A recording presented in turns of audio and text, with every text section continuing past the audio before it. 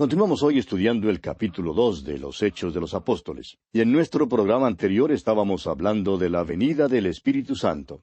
Y vimos cómo todos los que estaban reunidos fueron llenos del Espíritu Santo. Vimos también cómo se juntó una multitud y estaban todos confusos porque cada uno les oía hablar en su propia lengua. Y estaban todos atónitos y perplejos, como dice el versículo 12. Se preguntaban, ¿qué quiere decir esto? Es decir, no entendían lo que estaba ocurriendo. Y el versículo 13 dice, mas otros, burlándose, decían, están llenos de mosto. O sea que creían que estos hombres estaban ebrios o borrachos. Recuerde usted que Pablo escribió lo siguiente allá en su carta a los Efesios capítulo 5 versículo 18. No os embriaguéis con vino en lo cual hay disolución. Antes bien, sed llenos del Espíritu. ¿Ha notado usted, amigo oyente, que al parecer un borracho tiene más fuerza?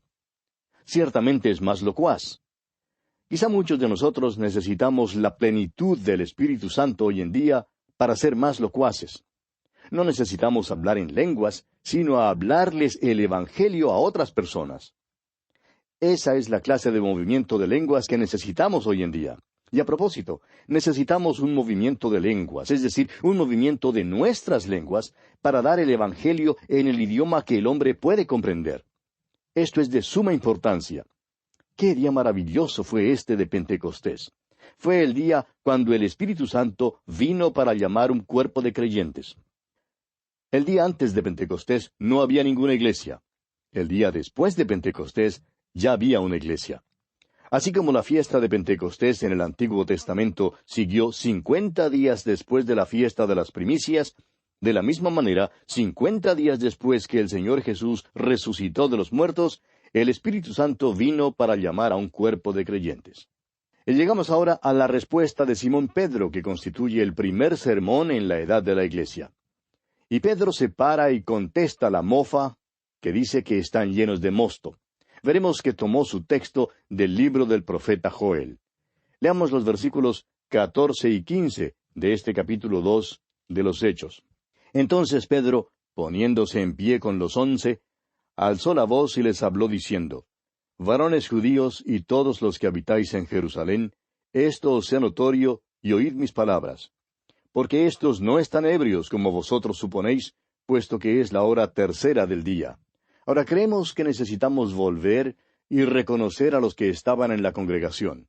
Estos eran los hombres de Judea y todos los que vivían en Jerusalén. En aquel entonces, Jerusalén era una ciudad completamente judía. Pilato y su gente tenían su centro de operaciones en Cesarea y no en Jerusalén. Esta iglesia primitiva era completamente judía. Estaba integrada por israelitas, y nunca debemos olvidarlo.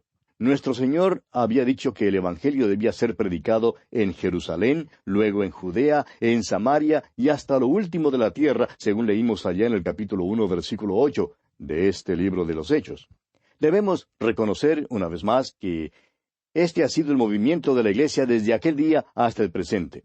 En el Antiguo Testamento fue a Jerusalén a donde tenían que ir para adorar. Y aquí se les mandó a ir a Jerusalén para entonces llevar este mensaje desde allí hasta lo último de la tierra.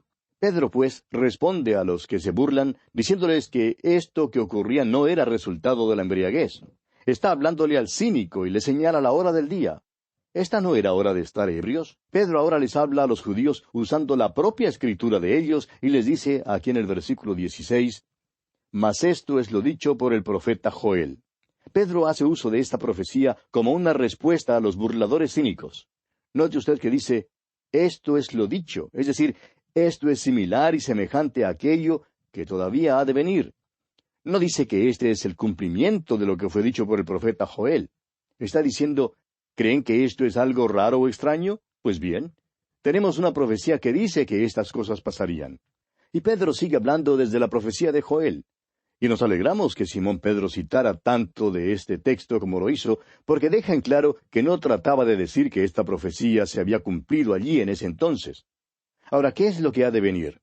Leamos los versículos 17 al 21 de este capítulo 2 de los Hechos. Y en los postreros días, dice Dios, derramaré de mi espíritu sobre toda carne, y vuestros hijos y vuestras hijas profetizarán, vuestros jóvenes verán visiones, y vuestros ancianos soñarán sueños. y de cierto sobre mis siervos y sobre mis siervas en aquellos días derramaré de mi espíritu, y profetizarán. Y daré prodigios arriba en el cielo, y señales abajo en la tierra, sangre y fuego y vapor de humo. El sol se convertirá en tinieblas, y la luna en sangre, antes que venga el día del Señor, grande y manifiesto, y todo aquel que invocar el nombre del Señor será salvo. No creemos que alguien alegará que en el día de Pentecostés la luna se convirtió en sangre, ni que el sol se convirtió en tinieblas. Cuando Cristo fue crucificado, hubo tinieblas por 3 horas, pero no en el día de Pentecostés. Ni hubo prodigios arriba en el cielo, ni señales abajo en la tierra. Tampoco hubo sangre y fuego y vapor de humo. Simón Pedro le cita de este pasaje a estos burladores para mostrarles que el derramamiento del Espíritu de Dios no es algo enteramente extraño, sino algo que ya ha sido cumplido. Si leemos el libro del profeta Joel, notaremos que tiene mucho que decir en cuanto al día de Jehová. El día de Jehová principia con el período de la gran tribulación, sigue por todo el milenio. En 3 capítulos del libro de Joel, el día de Jehová es mencionado 5 veces. Joel habla del hecho de que es un tiempo de guerra, un tiempo de juicio sobre la tierra. Esa profecía todavía no se ha cumplido. No fue cumplida en el día de Pentecostés. Ahora recuerde usted que Simón Pedro está hablando a los judíos. Y hace uso de un texto de sus Escrituras para mostrarles que lo que había pasado no era extraño. Pero vendrá el día cuando la profecía de Joel sí se cumplirá. Y en el día de Pentecostés, los judíos estaban viendo algo que era similar a lo que todavía había de venir. Aquí simplemente se trata del principio de la iglesia en el día de Pentecostés. Este es el comienzo de la iglesia. Ahora Pedro continúa diciendo, varones israelitas. Note usted que no dice varones latinoamericanos o varones de cualquier otro lugar. Está hablando a los israelitas. Dice, varones israelitas, oíd estas palabras. Y ahora sí llega al tema en los versículos 22 al 24. Varones israelitas, oíd estas palabras. Jesús Nazareno, varón aprobado por Dios entre vosotros con las maravillas, prodigios y señales que Dios hizo entre vosotros por medio de él, como vosotros mismos sabéis. A éste, entregado por el determinado consejo y anticipado conocimiento de Dios, prendisteis y matasteis por manos de inicuos, crucificándole, al cual Dios levantó, sueltos los dolores de la muerte, por cuanto era imposible que fuese retenido por ella. En verdad, el tiempo no nos permite entrar en cada una de estas maravillas, prodigios y señales. Personalmente creemos que todos son diferentes. Creemos que los milagros se hacían para sanar a los enfermos de una manera sobrenatural. Ciertas cosas que Jesús hizo sirvieron como señales. Hizo maravillas para llamar la atención. Nuestro Señor obró en las esferas de las maravillas, los prodigios y las señales. Pedro está diciendo que lo que ha pasado no fue en oposición al programa de Dios. Esto no es algo que cogió por sorpresa a Dios. Sin embargo, deja en claro que esto no descarga a los hombres de su responsabilidad. Quizás usted, amigo oyente, esté preguntando, bueno, ¿y quién es responsable de la crucifixión de Cristo? Las autoridades religiosas fueron los que principiaron el movimiento. Diríamos que ellos tuvieron la culpa mayormente. Persuadieron a la multitud y promovieron alborotos. También persuadieron al gobierno romano. Pero recuerde usted, amigo oyente, que fue el gobierno romano el que lo juzgó y que fue crucificado sobre una cruz romana. Pero es inútil discutir en cuanto a quién fue responsable de la muerte de Jesús allá en aquel entonces. ¿Sabe usted quién es responsable de la muerte del Señor Jesucristo? Usted, amigo oyente, usted es responsable. Y yo también soy responsable. Fue por mis pecados y por sus pecados, amigo oyente, que Él murió. Escucha las palabras de Jesús mismo allá en el Evangelio según San Juan, capítulo 10, versículos 15, 17 y 18. Dijo el Señor Jesús, pongo mi vida por las ovejas. Ahora el versículo 17, por eso me ama el Padre, porque yo pongo mi vida para volverla a tomar. Versículo 18, nadie me la quita, sino que yo de mí mismo la pongo. Tengo poder para ponerla y tengo poder para volverla a tomar. Este mandamiento recibí de mi Padre. Pedro pues se dirige a hombres que estaban implicados directamente en el complot de la crucifixión y él les dice, prendisteis y matasteis por manos de inicuos, crucificándole. Sin embargo, esta no es la parte más importante de su mensaje. Sigue diciéndoles, al cual Dios levantó, sueltos los dolores de la muerte. Predica aquí Pedro la resurrección de Jesucristo. Este es el primer sermón que jamás fue predicado en la iglesia. Este es el principio. Este es el día de Pentecostés. ¿Y cuál es el tema del sermón? No es la profecía de Joel, amigo oyente. Es la resurrección del Señor Jesucristo. Ahora, cuando Pedro habla de la resurrección, se refiere a un texto del Antiguo Testamento. Cita allá el Salmo 16, versículos 8 al 10. Y nos alegramos que hubiera hecho esto porque nos ayuda a entender el Salmo 16. Leamos los versículos 25 al 28 de este capítulo 2 de los Hechos. Porque David dice de él, veía el Señor siempre delante de mí, porque está a mi diestra, no seré conmovido. Por lo cual mi corazón se alegró y se gozó mi lengua, y aun mi carne descansará en esperanza.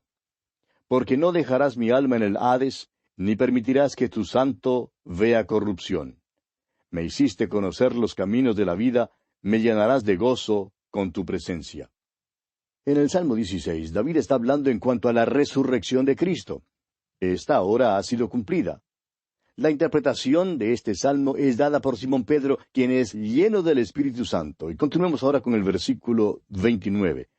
Dice Pedro, varones hermanos, se os puede decir libremente del patriarca David, que murió y fue sepultado, y su sepulcro está con nosotros hasta el día de hoy. Al parecer, Pedro se paró en el área del templo y pudo señalar con el dedo al sepulcro de David. Usted mismo puede pararse hoy en esa área del templo y desde allí puede señalar con el dedo la cumbre del monte Sión donde David fue sepultado. Y Pedro está diciendo, es obvio, señores, que David no hablaba de sí mismo porque sus huesos están allí mismo en la cumbre del monte. Su sepulcro está allí. No habla de sí mismo, sino de alguien al cual vosotros conocéis y al cual yo conozco. De alguien que no vio corrupción, sino que resucitó de los muertos. Continuemos con los versículos 30 y 31 de este capítulo 2 de los Hechos. Pero siendo profeta, y sabiendo que con juramento Dios le había jurado que de su descendencia en cuanto a la carne levantaría al Cristo para que se sentase en su trono, viéndolo antes, habló de la resurrección de Cristo, que su alma no fue dejada en el Hades, ni su carne vio corrupción. Fue de esto que David habló allá en el Salmo 16. Habló de la resurrección de Jesucristo. Usted dirá, pero yo leo el Salmo 16 y allí no dice que Jesucristo resucitará de los muertos. Amigo oyente, usted tiene que esperar hasta llegar al capítulo 2 de los Hechos y luego el Espíritu Santo interpreta este salmo para usted. Entonces, usted puede volver y leer el Salmo 16 sabiendo que se refiere a la resurrección del Señor Jesús. Ahora, ¿de qué habla Pedro? Su sermón trata de la resurrección de Jesucristo, como hemos dicho. El primer sermón que jamás fue predicado en la iglesia fue un sermón acerca de la resurrección. Todo sermón en la iglesia primitiva trató de la resurrección. Continuemos con el versículo 32 de este capítulo 2 de los Hechos. A este Jesús resucitó Dios, de lo cual todos nosotros somos testigos. Estos hombres habían estado hablando en lenguas.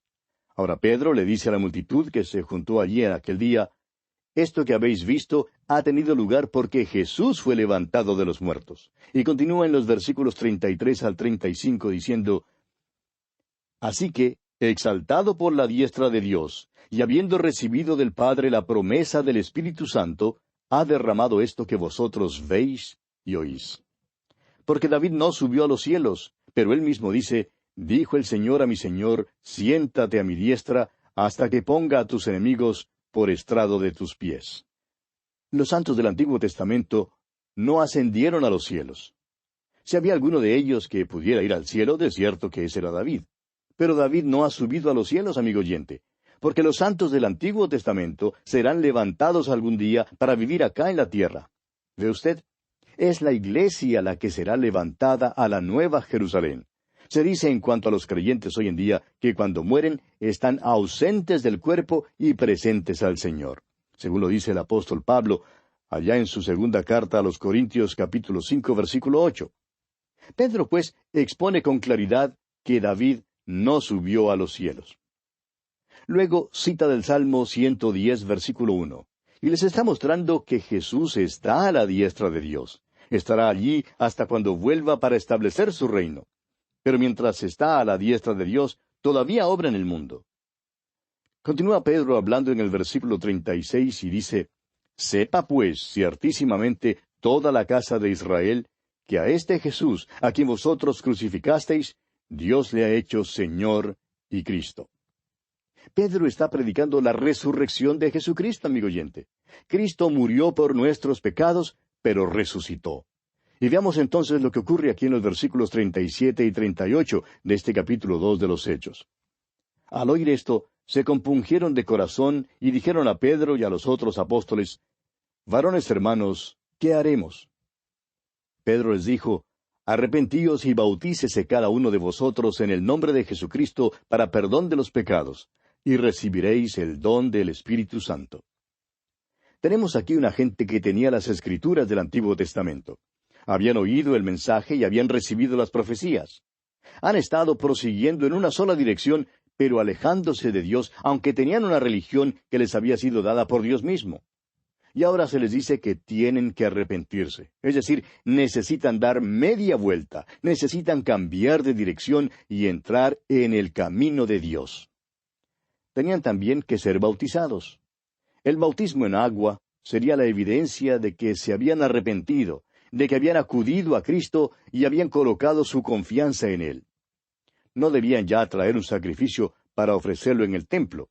Debían dar evidencia visible de que habían confiado en Cristo para la remisión de sus pecados. El bautismo, amigo oyente, es también esta misma evidencia para usted. Por medio del bautismo, usted da evidencia de que está confiando en Cristo como el Cordero de Dios que quita el pecado del mundo y personalmente el pecado suyo. Note usted que dice que también recibirían el don del Espíritu Santo. Cualquiera que crea, que ponga su confianza en Jesucristo, recibirá el don del Espíritu Santo. Y continúa Pedro hablando en los versículos 39 y 40 y dice, «Porque para vosotros es la promesa, y para vuestros hijos, y para todos los que están lejos, para cuantos el Señor nuestro Dios llamare». Y con estas muchas palabras testificaba y les exhortaba diciendo, «Sed salvos de esta perversa generación». Hace más de 2000 años, amigo oyente, usted y yo estábamos bastante lejos. Sin embargo, está hablando de nosotros aquí. La promesa es para el judío, pero también es para el gentil que estaba lejos. Vuélvase, amigo oyente, vuélvase ahora mismo. Confíe en Cristo como su Salvador personal. El versículo 41 dice, «Así que los que recibieron su palabra fueron bautizados, y se añadieron aquel día como 3000 personas». Ahora, este no es un cálculo de algún predicador. Estos fueron creyentes que genuinamente habían sido renacidos. Aquí el cálculo del número de convertidos es absolutamente exacto. Leamos ahora el versículo 42.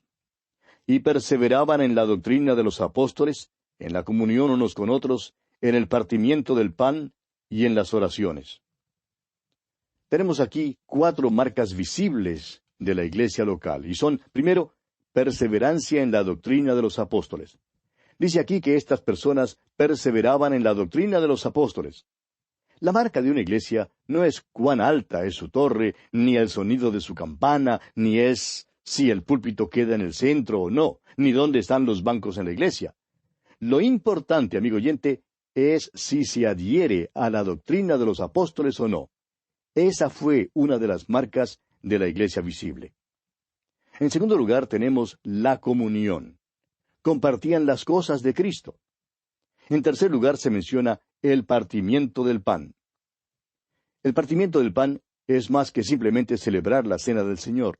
Significa que hemos sido traídos a un compañerismo y una relación con Cristo, y una relación el uno con el otro en el nombre de Cristo. Y en cuarto lugar tenemos las oraciones. Eso también es una marca. Tememos que en la iglesia ordinaria hoy en día, esta sea una marca que casi se pasa por alto. La perseverancia en la oración solo se conoce por su ausencia, lamentablemente. Leamos ahora el versículo 43 de este capítulo 2 de Hechos. «Y sobrevino temor a toda persona, y muchas maravillas y señales eran hechas por los apóstoles». Note usted que fueron los apóstoles los que tenían los dones de las señales. Leamos ahora los versículos finales de este capítulo 2 de los Hechos, versículos 44 al 47. Todos los que habían creído estaban juntos y tenían en común todas las cosas. Y vendían sus propiedades y sus bienes y los repartían a todos según la necesidad de cada uno.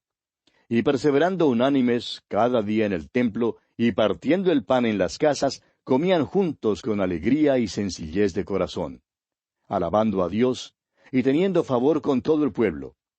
Y el Señor añadía cada día a la iglesia los que habían de ser salvos. Amigo oyente, nunca ha sido la iglesia tan fuerte espiritualmente como lo fue en ese entonces. Ahora, esta clase de vivir que se menciona aquí casi no podría resultar hoy en día porque hay demasiados cristianos que son carnales, lamentablemente. Ahora, fíjese usted que fue el Señor quien añadía a la iglesia los que habían de ser salvos y no algún truco o artimaña publicitaria. Bien, amigo oyente, en esta forma concluimos nuestro estudio de este capítulo 2 de los Hechos de los Apóstoles.